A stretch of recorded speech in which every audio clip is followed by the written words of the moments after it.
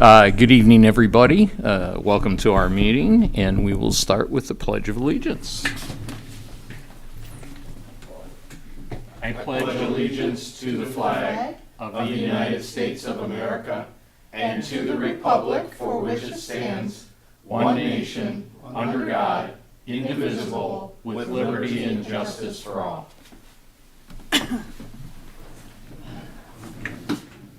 We're a little short-handed today. Kyle will not be coming to the meeting, and Joe, I believe, might come. He's going to be late. He had another engagement that he had to take care of. So we have enough for a quorum, so we can proceed. Additions, deletions. Supervisor. Yes, sir. I'd like to make a motion to delete action item number 5, which is to award a renovation bid for buildings 47 at the airport. Support. Is that bid's not ready? The bid, we had one respondent to our RFP that went out, and it came in dramatically over What you want. expectations and the budgeted amount. So we're tabling that and pursue it at a later date. All right. Questions or comments on that? Seeing none, we have a motion to delete action item number 5, award building 47 renovation bid. All in favor? Aye. Opposed? None. That will be taken off. Others?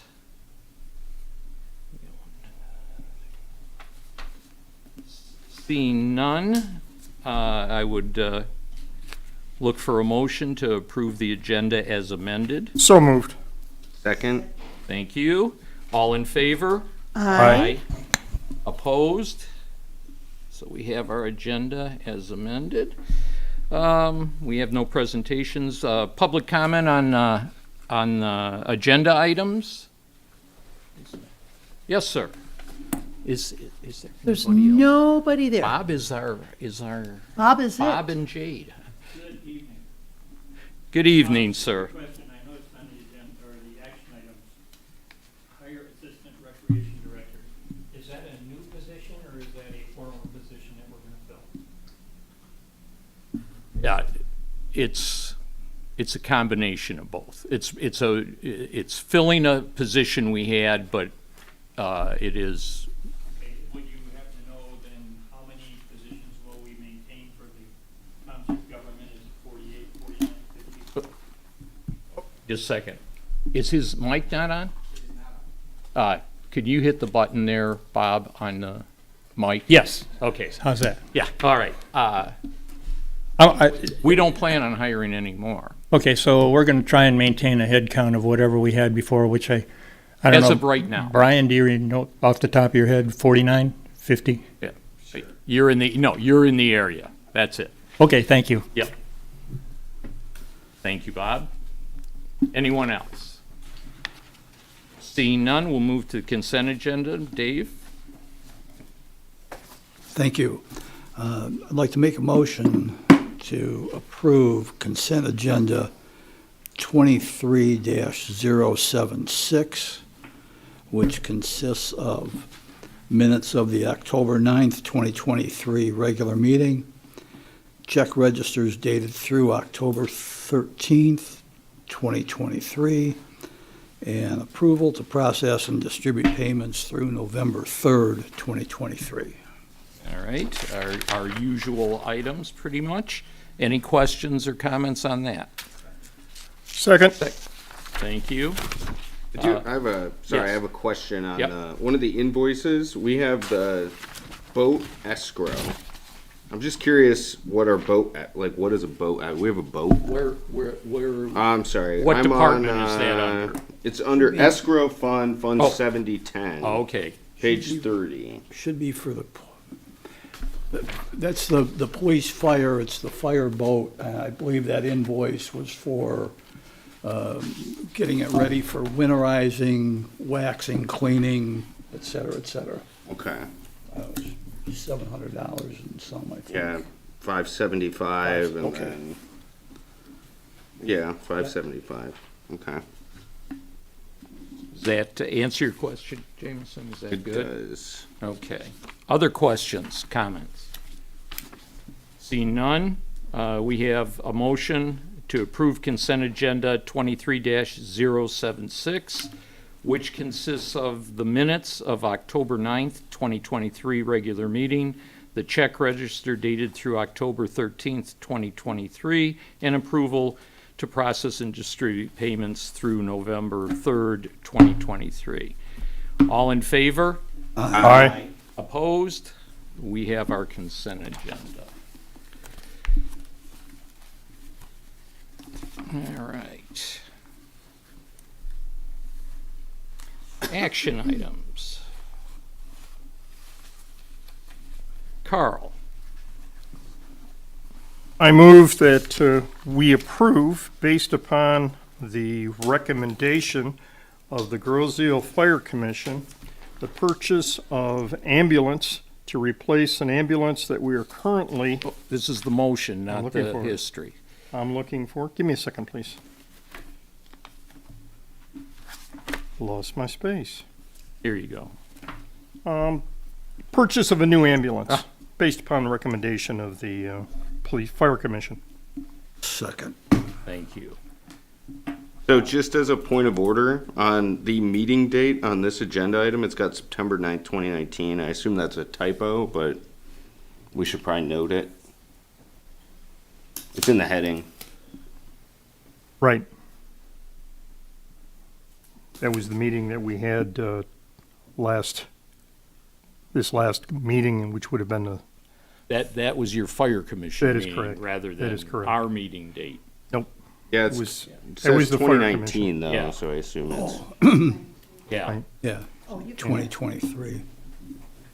I'm sure the fire commission's met since 2019. I don't know. Have you, John?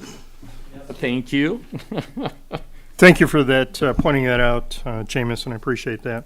The recommendation is the purchase of a new ambulance as recommended by the Fire Commission. Okay, and it's been seconded. Do you want any, I mean, I don't know. The existing Bravo 2 ambulance, which was purchased in 2009, and according to the Fire Department Equipment Aging and Capital Replacement Plan, the ambulance has a lifespan of 14 years, which makes the equipment lifespan up in 2023. The fire department solicited the vendors on Mitten and received 2 bids from vendors. Mitten is the statewide bidding process through the state of Michigan. One bid was from Mercy Sales and the other from Kodiak Sales. The Fire Commission recommends Groseal Township Board approve the purchase of a Braun ambulance from Kodiak Sales in the amount of $340,897. I would like to add to the history here a little bit. The current purchase price is approximately double that which we paid for in 2009, which was $165,000. So it's a little bit less than 2 times what we paid some 14 years ago. It is significant in that when the bids come in, they come in with basically a chassis, and we're going to upgrade and do a bunch of other things. Chief Camilleri is probably one of the most efficient people I have met when it comes to negotiating contracts with third parties, because John came in and analyzed the bid from the 2 of those, and Chief, correct me if I'm wrong on any of this, but he analyzed the bids from the 2 proposed vendors and sat down and recognized that one was significantly higher than the other, and decided to sit down and spend 2 hours with our former fire marshal and our current firefighter, Mosia, and they sat down with the vice president of sales, and John spent 2 hours with him until the man went running out of the room screaming, saying, "I've had enough," and he lowered the price down to where we are right now at $340,000. They originally came in about $50,000 more, and by the time John got done with him, he softened them up, and that's the good news. The bad news is that the time in delivery on this is a little over 1,000 days, which translates into more or less 3 years. So we're going to get 3 more years of service, hopefully, out of that vehicle. But we are on the list, and the supplier indicates that's because of supply chain items. This is not a simple vehicle that you can go out and purchase. There's a lot of electronics that go with it, a lot of equipment that is unusual. It's not something you can go down and pick up at a standard medical supply store. So we're looking at 3 years on this. The price, because John got a hold of him by phone, was extended until another week on that. So originally the quote would have expired, but the gentleman picked up the phone when John called, and John got him to extend it for another week. So if we can pass this tonight, it will be with the idea that John can call him in the morning, and the man will probably say an amen, thank you, and I'll have it to you in 3 years or less. But we don't want to delay on that because that is a significant amount of time with a piece of equipment that is already aged and ready to go. And some of what I have indicated may have been a bit hyperbole, but I will say that John has spent an awful lot of time, the fire chief spent an awful lot of time with this vendor trying to get the price to what we can afford and what the citizens can afford. This will be coming out of our previously approved funds for equipment, and that was approved by the voters. Chief Camilleri, have I missed anything? If I may. John, excuse me, Carl, excuse me, before you, in your comments that you're about to make, my question was that the 340,000, today's price, but it will still be applicable 3 years from now when we take delivery. Yes, Okay. and that's an important note. Okay. Things just keep going up and up, and we're going to hold the price. If we waited another year, we'd be paying another 30 grand. If we wait another 3 years, we'd be paying another 60 grand. Okay. But I would like to say thank you, Carl, for all those gracious comments. I have a lot of firefighters that we all work together as a team, and you're right. Fire Marshal Langley and firefighter Marino Mochia, we all put a lot into this. And, I may do one thing, and I got a lot of other team members to do a lot of other things. So kudos to all of them, and thank you for helping out the fire department. Thank you. I do have a quick question, and then I guess a comment. What happens to the old ambulance? The Well, one year- traditionally, we sell it to another department within Grosio Township. And I've already been in touch with Rec, who's come express some interest in some of our vehicles. So traditionally, we sell it within the department. I think your cable, right, has one of our old units. So that I think is good for the township. And if not, you take it to auction or, I've never seen one go to auction, but you're right. I can tell you, I mean, we can dispose of it. It's not Any just way you going to want. sit. Departments that can't afford the brand-new one Right. or want to pick up a second one or something will, there is a market for it. so. absolutely. We want to get as much money as we can back. I think Kodiak's a great choice. Back when I was a firefighter, we had him build out a 2,500-gallon tanker for us. We tried to get him to build in the CAL FIRE requirements where doors could still open at 45-degree angles and stuff like that. And that got it a bit out of our price range, but they kind of met us halfway. So they're a good company. They're local here to Michigan, so I think that's a great choice. Yeah. So. And one note is the other bid we got from Mercy for the Horton unit, $330,000, but it did not come with a chassis. It did Yeah, not you come with buy any it graphic. separately. So we added another 60 grand, but that was part of our analysis. So Yeah, I think it's a great choice, Chief. So good Yeah. work. Kodiak has served us well in the past, Yeah. so. right, it will serve us well for another 14 years when we get it. Thank you. Thanks. Appreciate it. Other questions or comments? Seeing none, we have a motion to approve the purchase of a new ambulance based on the recommendation of the Fire Commission. All in favor? Aye. Opposed? You go ahead and get that 3 years running, John. Thank you. Very much. Thank you, Chief. Bye-bye. I did see Joe walk in, so his is the next item, so we'll just jump ahead to action item number 3 and let Joe get, situated. Well, here he comes now. Maybe we won't have to. Joe, you're up. I'll pull it up on my phone for you, Joe. Or you want to? Go ahead, James. For the hire? Yep. Yes.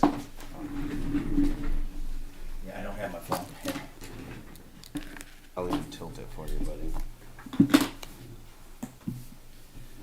Okay, I'm sorry, I was late. I was at the high school at the National Honor Society induction, so I guess I'm right on time. Okay, I recommend Township Board approval to hire Mr. Joseph Cantanilla as a clerk dispatcher with the Grosse Ile Police Department effective October 30th, 2023. Support. Upon the recommendation of the Grosse Ile Police Commission, we ask the Township Board approval to hire Mr. Joseph Cantanilla as clerk dispatcher with the Grosse Ile Township Police Department. Mr. Cantanilla has completed an interview process, including a department interview, comprehensive computer testing program, where he scored the highest, and finally a second interview with the Police Commission. His background check, physical, drug screen, and psychological exam are complete. He will be starting 80% of clerk dispatcher wage per the current union contract and will have 1 year probationary period. Thank you. Thank you, Joe. Sorry to put you to work as soon No, as you no, walk in. I apologize for being a little late. That's okay. Any other comments or questions regarding this? I think pretty straightforward. They have the recommendation of the Police Commission. Quick question? Yes. Yeah, Joe, has he worked as I asked Trustee Bletcher to just confirm because I wasn't able to print a resume. Did this gentleman work as a dispatcher prior? I don't have the information. I wasn't on the interview committee with the Okay. gentleman. Okay. I can find out for you right But away. he did score the highest and did He did well score in the highest in the- all of the in testing. the interviews, so Yes. And in the oral interview, Yeah. correct. very good. Thank you. Anything else? Seeing none, we have a motion to recommend that the Township Board approve to hire Mr. Joseph Cantanilla as clerk dispatcher with the Grosse Ile Township Police Department effective October 30th, 2023. All in favor? Aye. Opposed? We have a new clerk dispatcher. Excellent. All right. Quick question, Joe, that brings us up to where we should be, right, with the dispatcher? With We're dispatchers, fully- yes, fully we're still staffed now. behind, we're still in the middle of hiring, but I'll go through that in the report. Okay. Hiring an officer, though. Okay, Yeah, thanks. we have not finished that yet. All right. The next one, based upon the recommendation of the Township Labor Council, the Grosse Ile Township Board hereby approves the attached formal agreement between the Technical, Professional, and Office Workers Association of Michigan, TPOAM, and the Grosse Ile Township. Support. And Derek, I'll have you jump in and if I don't cover everything here. We had a tentative agreement and have been working on that and had approved that some meetings ago. What we have before us now is the formal contract language. So nothing has changed. They haven't made any adjustments to that agreement. This is just finally getting all the language together, which is what normally happens with whether it's POAM or TPOAM. This is kind of how it goes. So that's what we have before us is just the formal language. Anything else? That's a good summary. Yep, we've been operating under the TA, which handles pretty much all the financial components of the contract since its approval by both parties some months ago. So this, as you had mentioned, is just the final language. So. All right. Questions, comments? Well, I just like the final line. This final agreement does not alter any of those items. Correct. Well worth saying again. All right. Seeing no other comments, we have a motion based upon the recommendation of the Township's Labor Council. The Grosse Ile Township Board hereby approves the attached formal agreement between the Technical Professional and Office Workers Association of Michigan, TPOAM, and Groseal Township. All in favor? Aye. Opposed? We have our TPOAM contract. Thank you. Uta? I'll make this short and Good. sweet. I'd like to make a recommendation that the board hire Ashley Anway as the new Assistant Recreation Director. Second. Thank you. With the retirement of Annette Tiso, we had an opening in the Recreation Department, and we just, essentially Annette fulfilled a big part of the role of the Assistant Director that we had previously. I think it was fulfilled by Doug McIntosh under Tim Rooney for many years. But basically, we took an opportunity to look at the way the department was running and would be run with the new rec director, Zaid. And it was put forward that it would be best to have a recreation assistant director rather than having someone who fulfilled Annette's role. So even though she did an excellent job at her role, this position will have some slightly different tasks and assignments. Derek, would you like to take over? I'm about to lose my voice. So that's a very good summary as well. The salaries are comparable, so from a budgetary standpoint, it's a pretty much an even budgetary number as far as the impact to the department budget. And as you had mentioned, Ashley will be doing the responsibilities of Annette's position, as well as having the title affording that position a little bit additional responsibility to fill in for the director in his absence, should be on vacation or ill or anything along those lines. In addition, I think allocating that position, that title, allowed us to have a very attractive position in the market, because there are a lot of individuals that are looking for this position with that title for a stepping stone moving to a director position. So we ended up having something like 25, 26, 27 applicants, very good applicant pool, and Ashley stood out amongst the group as the preferred candidate. So I think the rec department, the rec director, and the township are very excited about the what he's going to bring to the table as far as an asset to that department.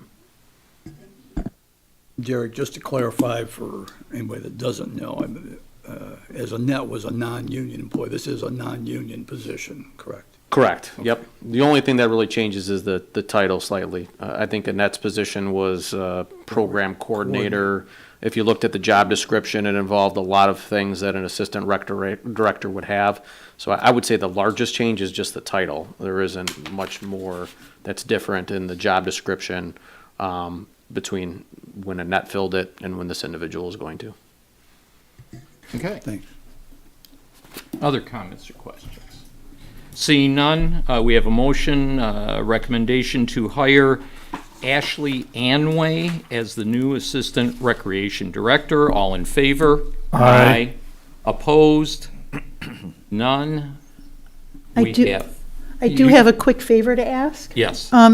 Again, I had pointed out with the clerk dispatcher, there was no resume, and the resume that came with this position was also pretty much unreadable. This is how mine printed out. Well, you just printed out wrong, but I'll get you a Yeah, copy. so I was going to say, if you could, I will put a copy in your, it was like, that would be tough to read, even though it's in big letters. I know, right? It's just. Yeah, no, I'll put a copy in your, But I department appreciate that. in your And I wanted mailbox to tomorrow. be equal Yeah. opportunity critic because, it's Yeah. nice to know where they've been. I was not on the committee, and so it's nice to know those things, but I've spoken to Chad. Okay. Other comments? If not, that ends our action items. We deleted action item number 5, so we move to public comment. Our public, if you would, unless they're hiding here. Unless Welcome, Jade wants Bob. to go first. Yeah. Well, you had a light agenda tonight, but I'm sure there are many people out in the audience too that are going to be looking to hear what is said regarding the comment I'm going to make. I'm looking forward to the reports tonight, specifically from you, Jim, Joe, and Derek. In our last meeting, you had mentioned that you were going to attempt to establish a communique with Andy Canterbury to give us an update on the bridge presentation in 2023, which I think we all agreed last time there are so many issues that we need to talk about.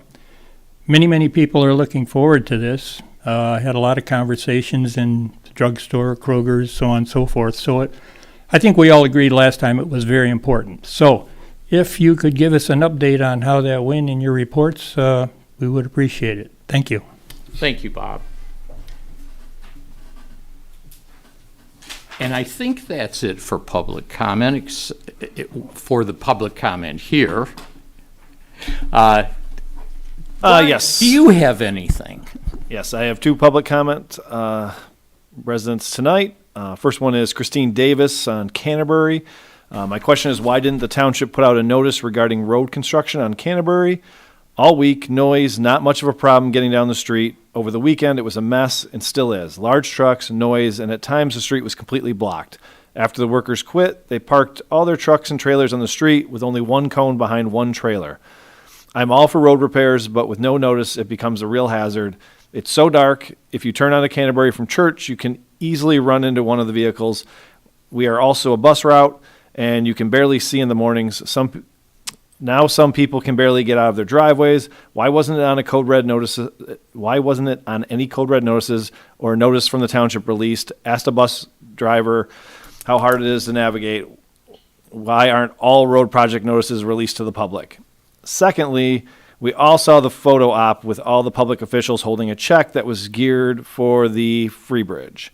What is the status on that? Has anyone from the board met in person with the county officials in charge? Has anyone written a letter with our concerns to Wayne County and followed up with an in-person meeting? If not, why? We need the supervisor and the board to advocate for the residents' concerns, bridge repairs, and roads. Regular meetings with the Wayne County officials will hold them accountable. If I or other residents call the county, it doesn't hold as much weight as something coming from the township. I hope you start taking a proactive approach and keep the residents informed. Thank you. And my second one is from Mary Bresnahan on Bellevue. I've been encouraged, along with other residents, to come to a meeting or send in an email for the township board meetings. I've sent in a few and often feel that it is a waste of time since there is no feedback or follow-up.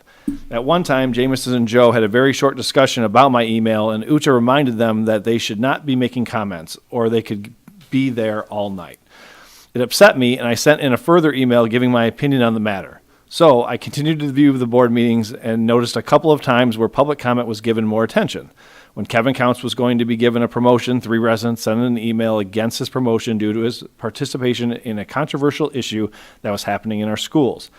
Everyone is entitled to their opinion, just like I am doing right now, but Supervisor Budney felt the need to send each of these residents a personal email. He made it publicly known at the meeting.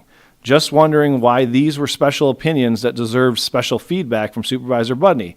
I never got any personal emails from anyone on the board. I never even got an apology or explanation from Uta O'Connor for her cold-hearted comment.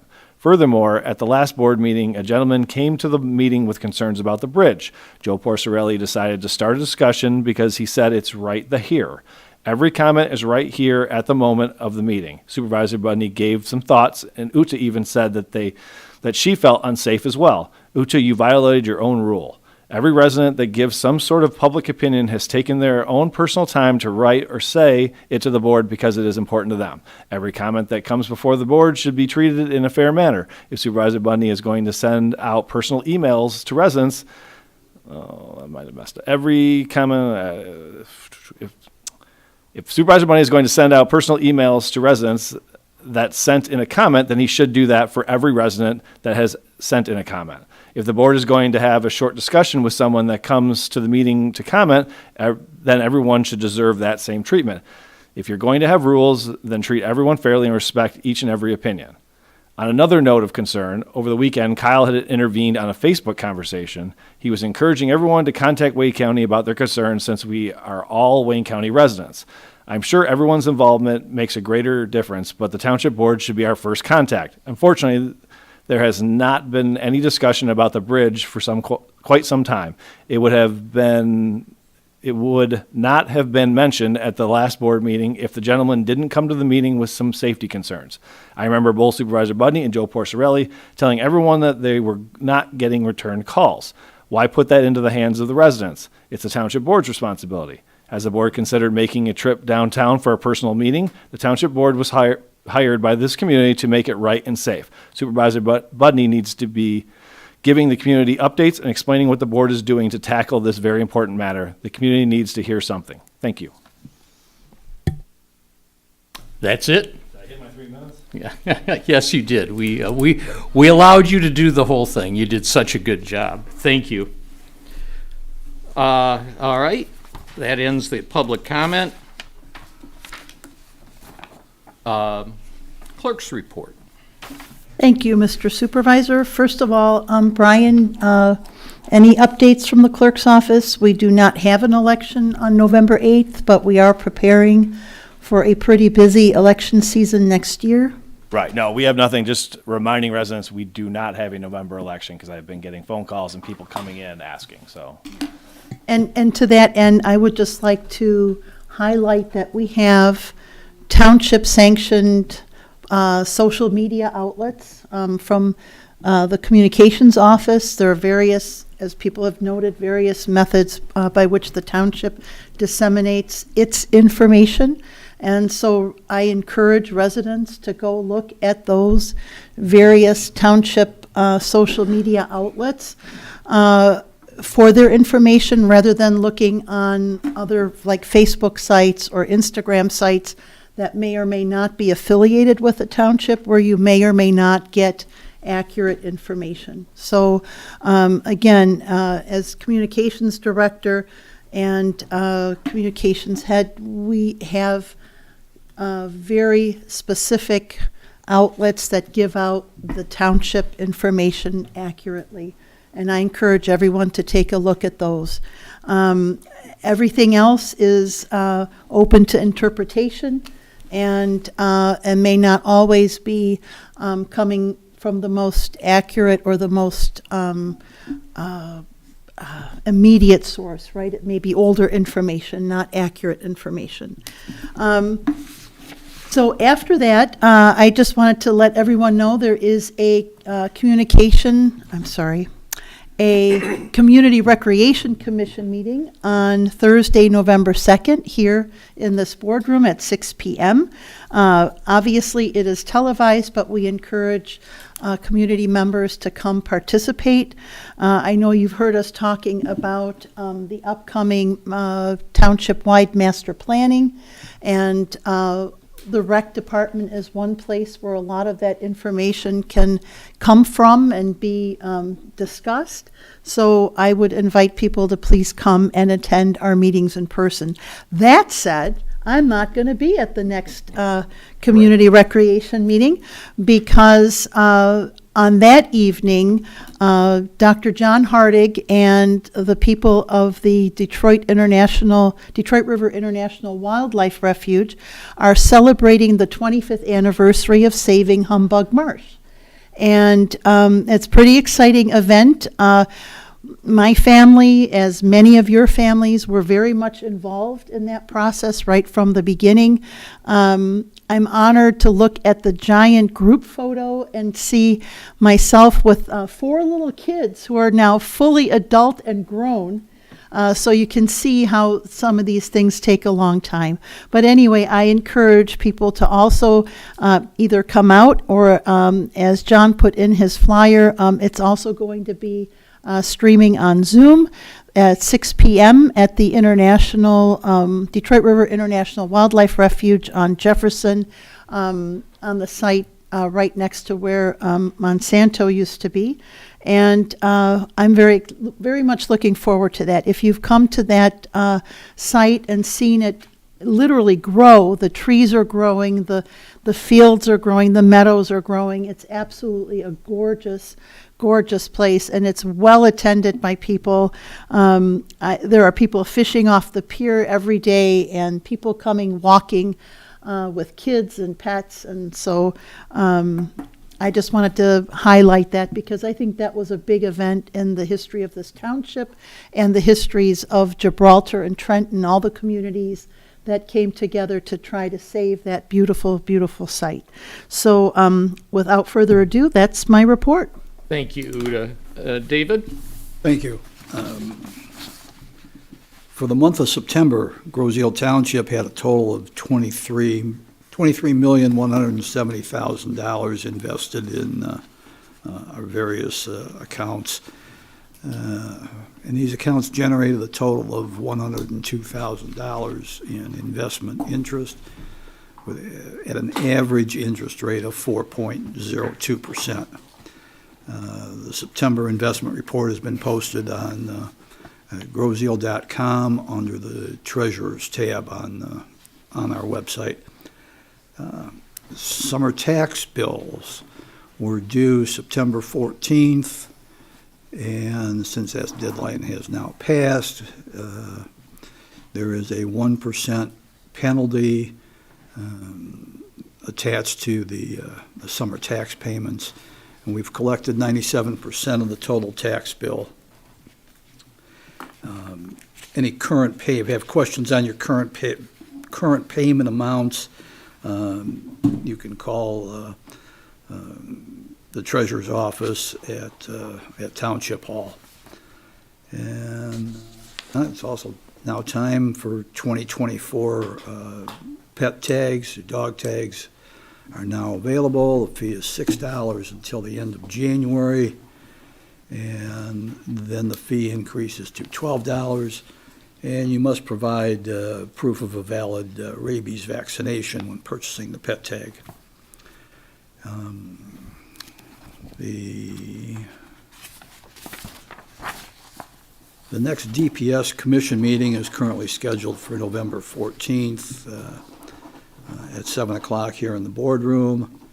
And the next Airport Commerce Park Commission meeting is scheduled for November 20th at 6 o'clock, also here in the boardroom. And that concludes my report for the evening. David? Joe? Good evening. I am the liaison to the Police Commission, and I have some updates, but I want to get to a couple things on the police department first. First and foremost, all the individuals that had COVID in the police department are well and they are back to work. And I think that's the most important part of it. I'm glad to hear their health. They're back to where they should be, and we're moving forward. We're also still in the process of hiring a police officer. That is not finished yet. And we're also in the process of our millage language. And just to let you know, there'll be a flyer coming out in the mail probably in the next month or two. And what it's going to do is just describe what this millage means and all the facts that are in there. Next update I have, I want to do a follow-up from the last meeting. I sent an email to the director of the Department of Public Service to Wayne County, and Mr. Joe Palomera, who is our county commissioner for our district. I requested a public forum question and answer, which the county officials back in 22 stated they would have it for us by 23. And I just asked, we have a few months left. Can you find time and schedule one here at Township Hall? Mr. Canterbury did not get back with me, but Mr. Palomera did, and he stated he definitely would like to see that hearing before the end of the year, and he's going to do what he can for us. I will still follow up. The next thing I have, I want to preface this. I'm working with a lobbyist from the MTA in Lansing, and she asked me to get some information for her, and I really appreciate Tim O'Donnell. He had to look through the computer and come up with a lot of information for me. Now, I want to make sure when I say I want to preface this is about the veterans property tax exemption. This is not about anything about attacking this exemption, trying to change it, trying to do anything to the exemption itself. All this is the state has given these individuals the exemption, and that's wonderful. I not only have opinion on it, but I have no problem with the exemption if you're fully disabled. That's not what this is about. If the state is the one that gave the exemption, the state should take the hit and not all the townships.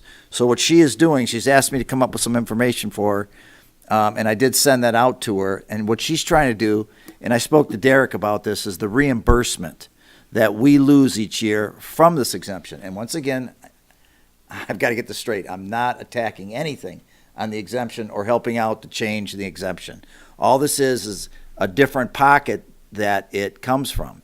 And if the state is the one that gave this exemption, I feel, and so does she and so do others, that the state should take the hit and not take it from the townships itself. So that's what this is about. And again, thank you, Tim O'Donnell. He did a lot of work for me in getting the paperwork that I needed to send her. The next thing on the list, the Army Corps of Engineers, we spoke last meeting, and I wanted to announce it again. They're having their annual meeting here at the township, and that meeting is November 8th at 6 p.m. And it should be, they stated, approximately a 2-hour meeting. And Brian, thank you for putting it on the website. What he also did is he put the letter that they sent us to explain all the different areas of concern. This was about the old naval air station here and the cleanup that they've done. So thanks again, Brian, for that. They can also read on the bottom of the notice that Brian put on. If you click on, it'll show the letter that came to us, and it goes through each of the different AOCs, the area of concerns, and it kind of explains it. And the Army Corps of Engineers has asked us at the township to get this out to the people. They actually would like to see more people there, and we explained why last time. So that is it for me tonight. Thank you very much. Thank you, Joe. Yeah, on that veterans exemption and what we lost, much like personal property tax that we lost, the legislature is working, trying to get us some reimbursement for that, which all goes around to, well, then, I mean, it's like, as you say, it's one hand in one pocket, taking it out and putting it in another pocket, but they are working on that. I'm glad to see that, and I know MTA works, that's what MTA does, works on a lot of issues, a couple of which I'll talk about. But thanks, Joe. Jameson. I did have a question about the concern over the veterans tax exemption. So the state doesn't collect a property tax. Property tax is collected by municipalities and then counties. The state has exempted 100% disabled veterans from paying property tax. So what MTA is arguing is that, well, fine, if the state's going to exempt them, then the state needs to pay the individual townships the difference. The difference. So what's the? That's where they're at. We're losing that. Not about the revenue. exemption. But how much are we losing? Well, we're at right now $348,000 plus A year? dollars a year. Annually. In $348,000. Grosse Ile Township. You're That's telling what- me there's hundreds of 100% disabled veterans. There in are, Grosse there Ile are Township. more than you think there are. There's not hundreds. I do have the entire list. I had to go through it, and we had to add up, but it comes to 348, and that is, remember, a third. I'm sorry? A year? Correct. Yeah, Okay, wow. $348,000 in this year, this tax collection year. I don't have what it's been before, Jim. I didn't get Yeah. that. She just wanted what was done this year in '23, and that was the total amount for the township. But remember, it's a third. It's county, school, approximately a third. County, schools, township. So, but the total is So you're saying there's actually $1 million in lost No, total? no. 300,000. no 348 is the total. 100,000 for us. Okay. Yeah, that is the absolute total. Correct. 110,000, Okay. Right. 120,000. Wow, okay. Approximately. Yeah. That's correct. So I guess first, zoning board of appeals meets tomorrow. There is an appeal that we'll be reviewing. To address Mary Bresnahan's comments, I did find the email you're referencing, Mary. It looks like you emailed it to publiccomment@grossale.com. Those, in the case of that particular email, it did come to the elected officials, but when you email that email address, typically your comments get read to the board as opposed to actually being sent to the board. So if you want to email us, I recommend emailing us directly, and I'll even give you my email address. It's jyager, Y-A-G-E-R, @grossale.com. And then, and you can get everybody else's email addresses from the website and email whoever you like. And I think pretty much everybody will respond to direct emails. I know I certainly will. So Kyle would probably typically cover this, but he's not here, and we kind of run in the same circle as far as paying attention to what's going on around us. The DTE site across the river is going to be retrofitted into a battery construction and storage facility managed by a company called ITC. I think the acronym is like International Technology Company or Corporation.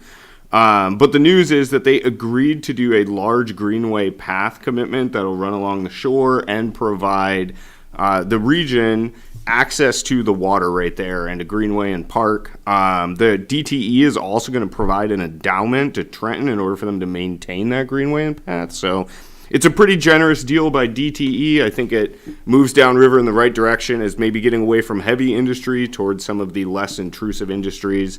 I don't think this battery site's going to be doing any heavy manufacturing or using any dangerous manufacturing processes. So I think it's kind of a win for the region. The only thing it kind of calls into question is replacement sites for the Parkway Bridge in the future if it were to be replaced. So I think that's something as a government we need to consider and work with Wayne County on. So over the weekend, we had the ribbon cutting for the Gibraltar Bay Connector. I know it's actually a Carl Bletcher legacy project, so I have to give him some credit for it. So Carl came out, John was out there, Derek came out, everybody. There was probably about 40 people from the community, and of course, Andy and Helen Byers, who donated about 1/3 of the funds to construct the trail in memory of their daughter. So it was a pretty emotional event, but it's a beautiful trail. It goes from the corner of, I've been talking about it for months, so I guess if you don't know where it is at this point, it starts at Grove Road and goes down towards the Gibraltar Bay unit. We walked it on Saturday. It's just absolutely gorgeous this time of year. The trees are beautiful. So it's just a really great resource for the community. And it was really nice seeing the community come out and support the trail and the buyers. I think the bike trails and things like that are kind of built into the character of Grosse Ile at this point. So it was just it was great. And then the Bicycle and Pedestrian Committee will meet next month at the 16th of November. So, and that concludes my report. Thank you, Jameson. Carl. Thank you, Mr. Supervisor. I have the pleasure of sitting on the Greenways Open Space Committee. And as a little follow-up report to what we did with Dump the Junk, we again filled 15 dumpsters of materials that included concrete, wood, recycled a lot of metal, one dumpster for that alone. Attendance was down at our spring fling. We had approximately 555 vehicles. We had a little more than half that this time, but I attribute that to the first being so much pent-up demand from COVID and all of the stuff that collects over the winter, and a reduced amount of vehicles as a result of having the prior event and the fact that it was closer to the end of the year and not the spring cleaning session. There is an Eagle Scout project that is being considered that would be an overlook on a path overseeing the canal south of Meridian, the bridge over the canal, and west of Meridian.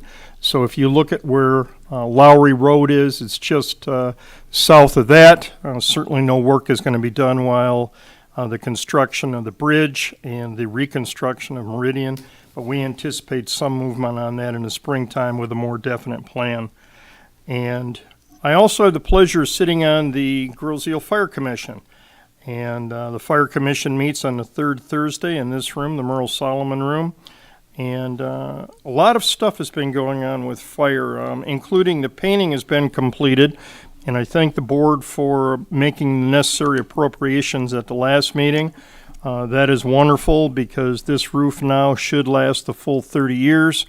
And the painting is almost done. There has been some taping done around the windows and the doors, and we anticipate the red trim going up on that this week. And hopefully that project will be done while the weather is still in the 70s. I also want to thank the board for voting the approval of the ambulance. John Camilleri and Kevin Langley and Marina Mosia did an awful lot of work on that. Others too that I just simply don't know how many hands went into that. But that project is something that's very complicated, complex with the amount of technology that's required, the number of hands that go into making that a reality. It's a team effort, and Chief Camilleri hit the nail on the head with that. We currently have 23 active firefighters. There is another firefighter wannabe potential candidate that is going to be interviewed on Wednesday. He is a Groseal resident, a Groseal graduate, and is somebody that they're very excited and high on with the idea that he's going to be able to step in and have some training, and he's already familiar with the roads, understands what Groseal is all about, and should be a very, very active, beneficial member of the department. There was also a life flight training. This happens, I think the last one was 9 years ago. Life flight is simply put when there is an accident or an incident where somebody is not able to receive the health care that is absolutely necessary to preserve life, then they bring in a helicopter. There are 3 helicopters throughout the state of Michigan. Typically, those kinds of emergencies are for hospitals that do not have the Trauma 1 level of care. We are fortunate in that we do have Trauma 1 level of care in the area. So there would be very little need, hopefully, knock on wood, to have life flight come in. But in order to do that safely, you need to have the training. It's not simply dropping a helicopter into the middle of a field and taking off. There are a number of procedures that are necessary to follow to make sure that you have adequate distances from power lines. The soil is not going to be such that we're going to be kicking up dust and blinding the pilot and all of the affected members. There's a 7 or 8 minute checkoff procedure that has to be followed before the aircraft lifts off. Fortunately, we have trauma centers that are able to handle that. If you look at Wyandotte, that's probably within 10 minutes. And I believe that Beaumont South Shore now has sufficient facilities or good facilities to take care of most of the trauma that we have. So while we might only use it once every 5 or 10 years, it is important for everyone's safety. That is the safety of the crew, the safety of the patient, the safety of everyone involved to make it happen. Additionally, when you look at the idea that U of M is about 17 minutes away on a fast flight, all of those things go into weighing the consideration of whether we call in a life flight or not.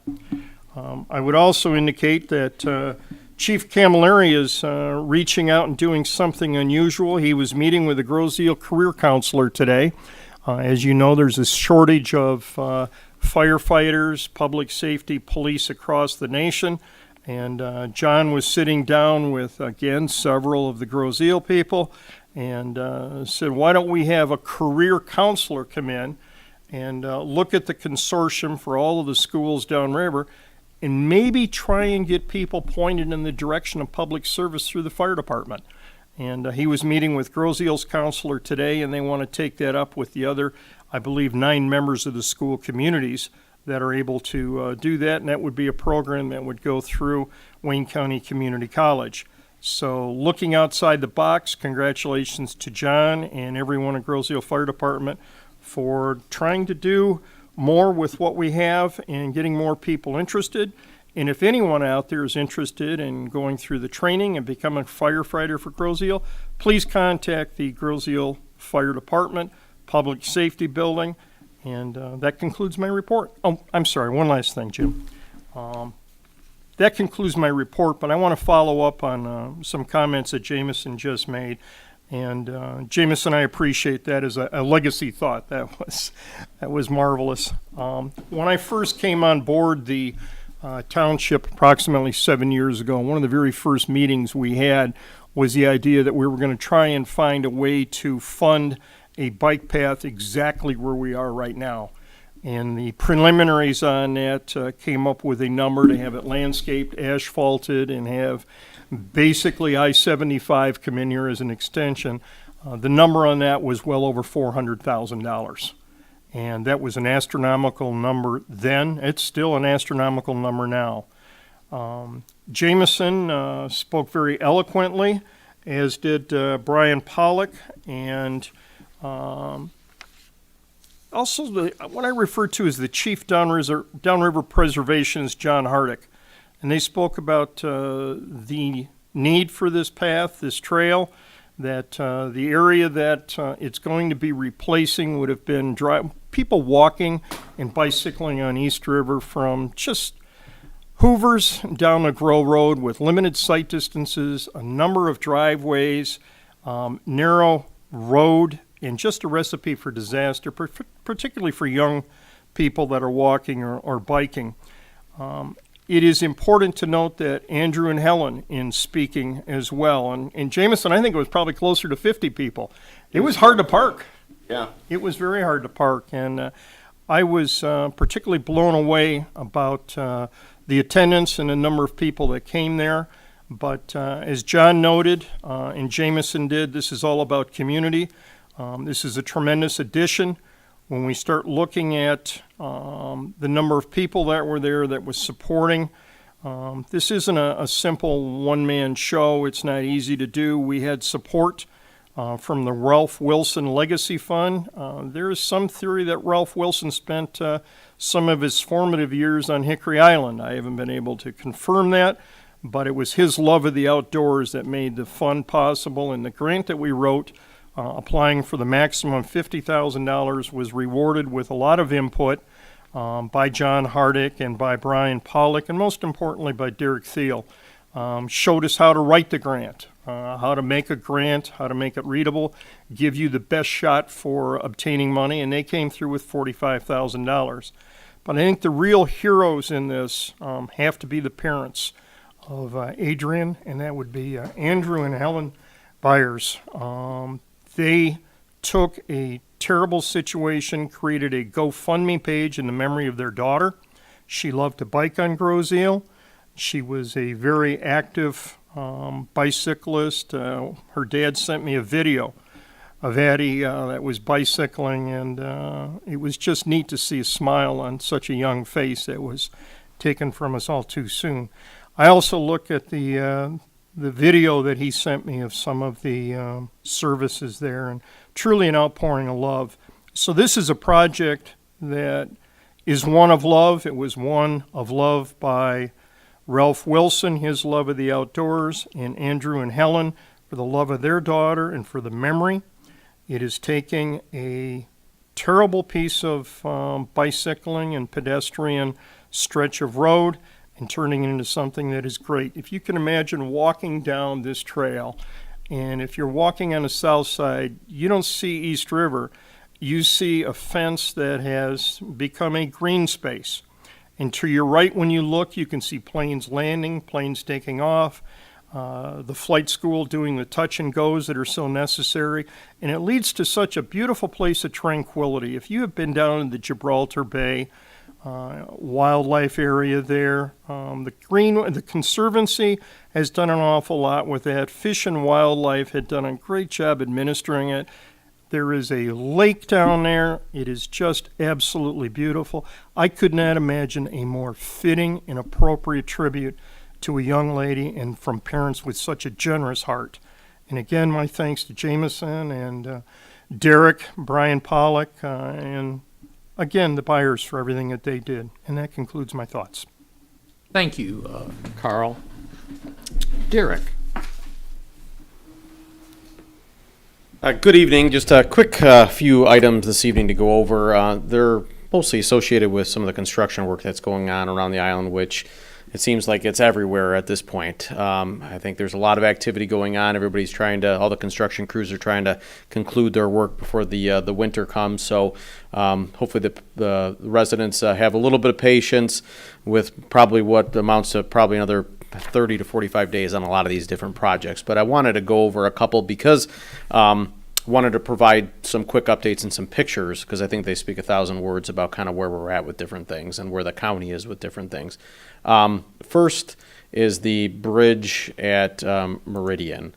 So I was out there today, snapped a couple of photos, and it looks like this is a duplicate here. What you're looking at here is the south abutment is on this side of the canal. The north abutment is over here. And this is the abutment wall that you see here, the concrete. And what they're doing is backfilling that abutment with compressed limestone. So they backfill it with limestone so there's a little bit of water flow behind that. It doesn't retain water. So you see this drainage pipe here. These run all along the sides of the inside of the abutments in order to collect the water and discharge it. So this abutment is complete. This abutment is almost complete. I would expect another week or so before this work here is done, and then they can move on to the next process. And you might ask what that next process is. One of the processes are to remove this sheet pile that holds the canal back so that they have dry conditions when they're operating. So all of this needs to come out yet before they can start backfilling, or not backfilling, but filling along this wall with stone riprap.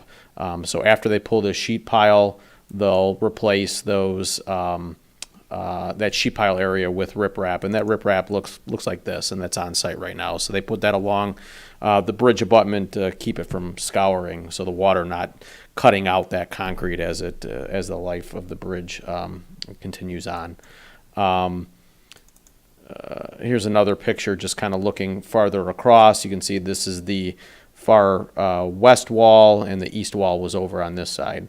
So once that backfilling occurs, once that sheet pile is gone, once that stone, which you see has actually already been placed on the southern side, is complete, the next step in that process will be to put the steel beams across, which are actually already on site. So, and that isn't normally a long process, a couple of days to place those beams. And once those beams are put across, then they can start putting the decking down for the bridge itself. So my understanding is we're still looking at a December timeline on the completion of that bridge, but they are moving along. It's just a tedious job taking a long period of time to complete.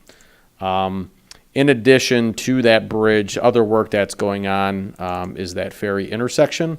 So you can see the southbound lane on the north side of the intersection has been poured, as well as the intersection on the northwest corner.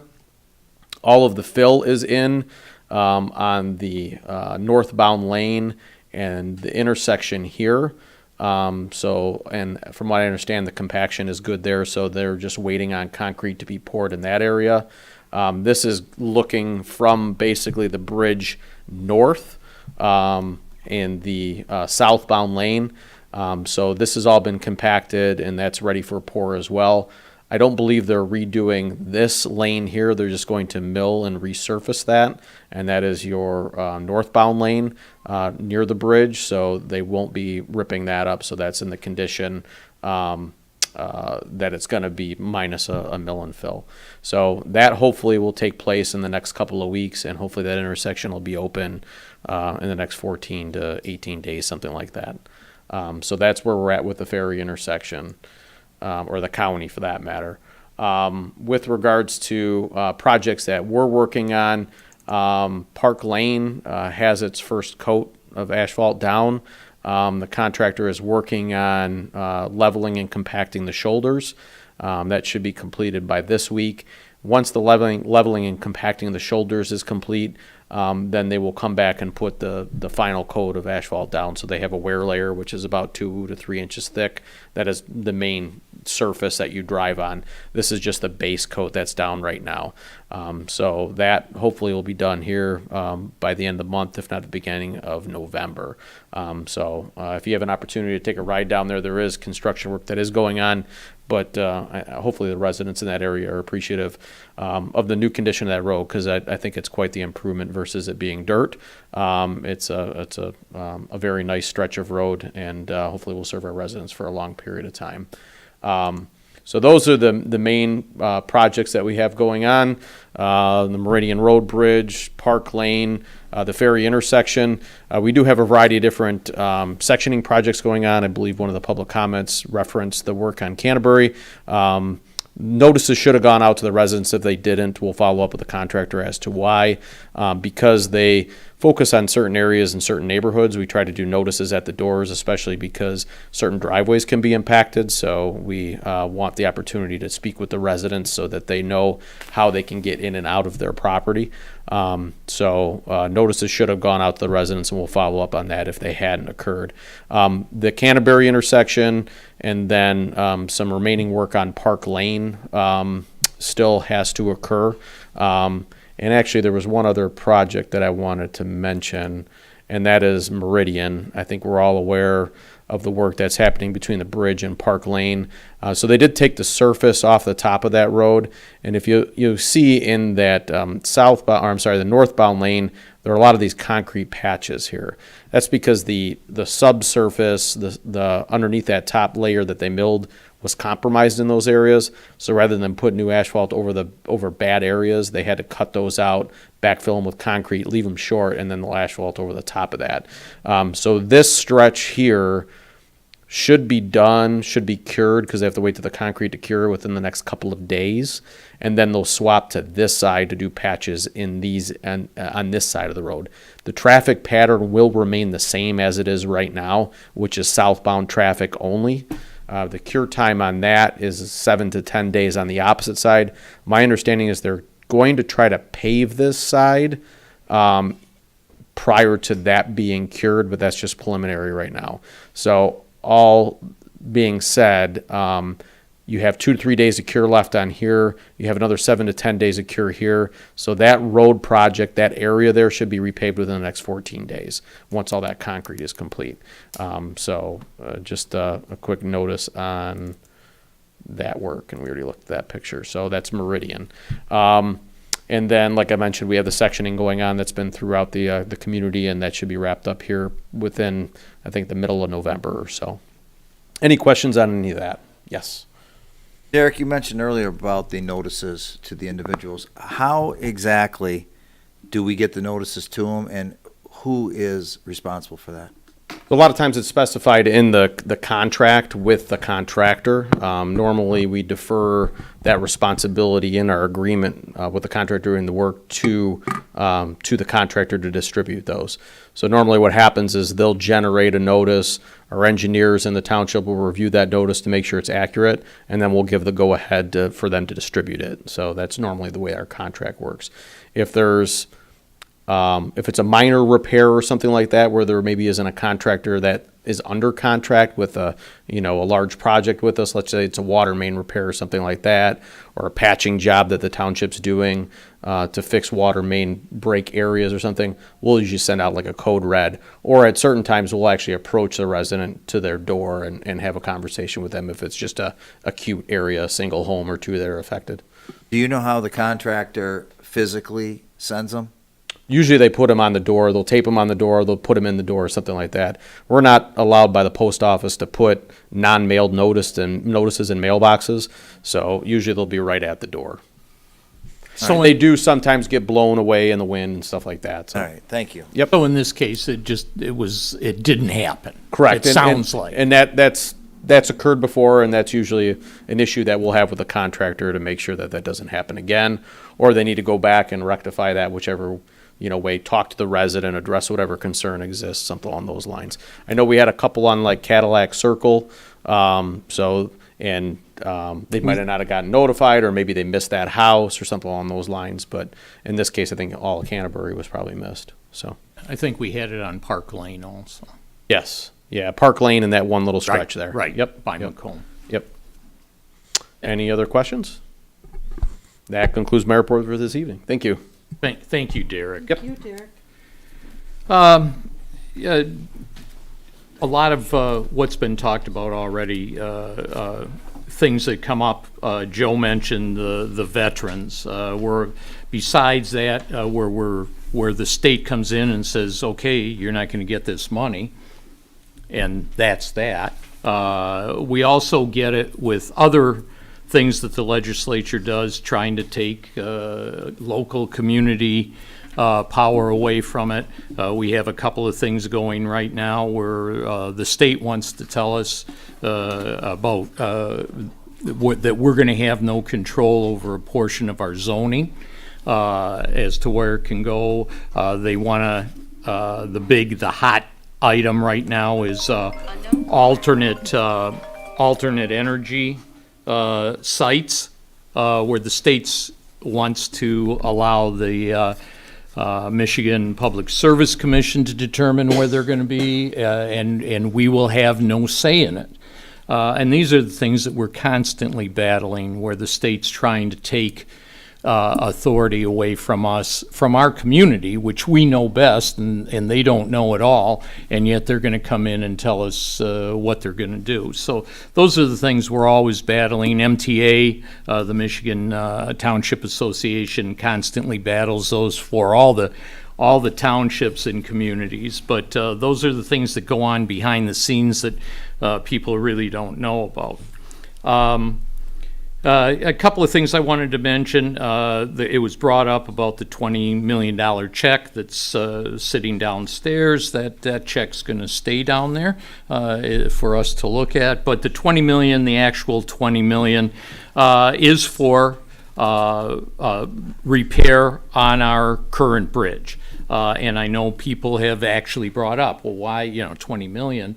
And actually, it's going to cost more than that to do the repairs that they're working on. Why are they pouring all that in if we're going to replace that bridge? Well, it's just like those repairs are going to take some time to do. Replacing our bridge is going to take a lot of time. These things take a whole lot of time. As has been mentioned numerous times before, the repairs are pretty much going to be in 2025, 2026. They may start in late 2024.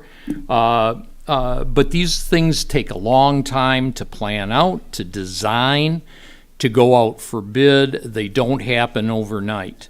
And thus, that's why you don't hear anything, because nothing new has come up. They're in the process of doing these things.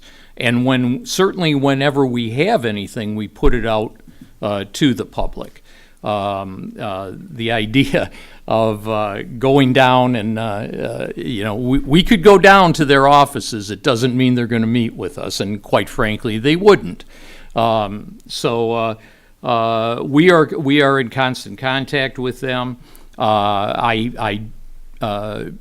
Another thing that was mentioned was the meeting with the town residents to talk about the bridge.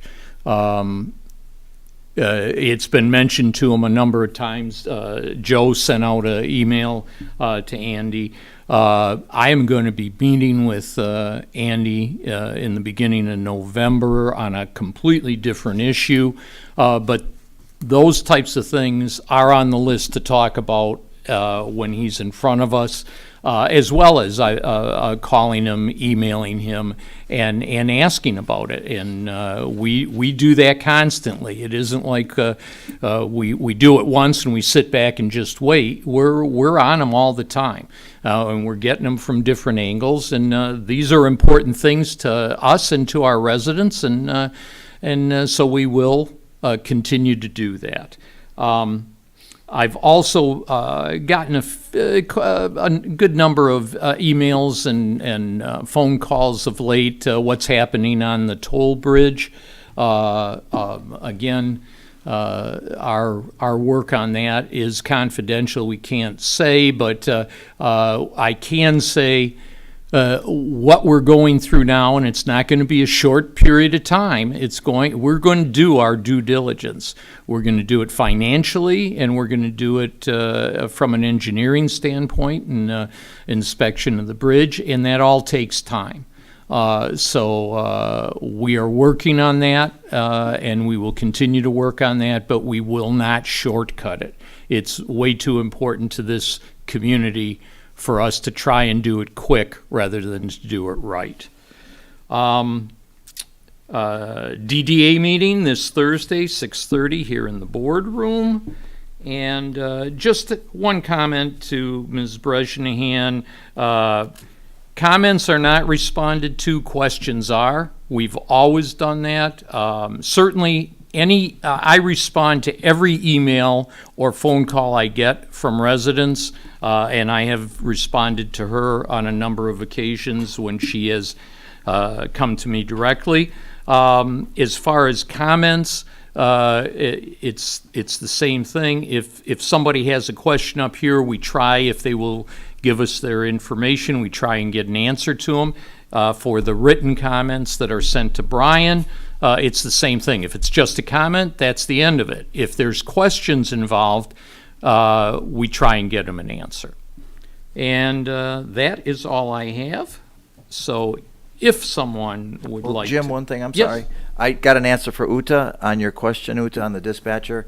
The gentleman has no previous dispatch experience, but did score the highest against dispatchers, and they have dispatch-specific testing. So it's about what the dispatchers do and scenarios, so on and so forth, and he did score the highest on that, just so you know. But no previous police experience. Well, thank you. Thank you for doing that. Thanks, Joe. With that, Move to adjourn? all in favor? Aye. Aye. Opposed? Thank you, everybody. Thank you for the, Still a buddy there. yeah. Thanks, Bob, for coming, and Jade.